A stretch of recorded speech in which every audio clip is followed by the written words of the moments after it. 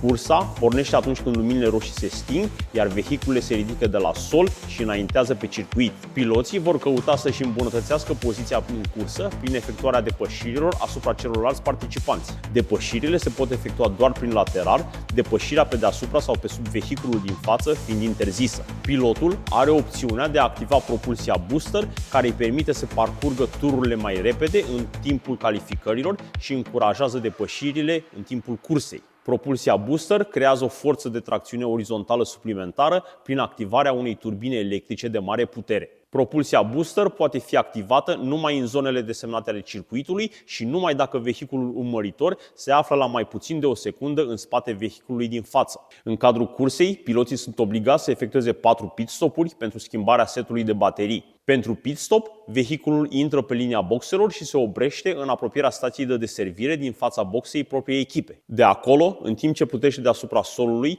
4 mecanici prind vehiculul cu mâinile și îl dirigează pentru a se așeza pe stația de deservire pentru schimbarea seturilor de baterii sau pentru alte activități care ar putea fi necesare.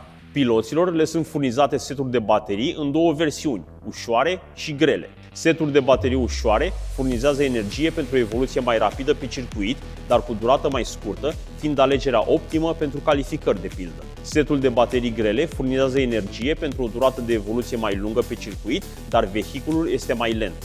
Toate vehiculele arcabord vor fi echipate cu sisteme de telemetrie și transpondere pentru monitorizarea în competiție. Toate comunicațiile radio între echipă și pilot vor fi deschise și accesibile atât pentru oficialii cursei cât și pentru mass media. În timpul campionatului mondial de arcabord, piloții concurează astfel încât la finalul campionatului celui mai bun pilot îi se va acorda titlul de campion mondial.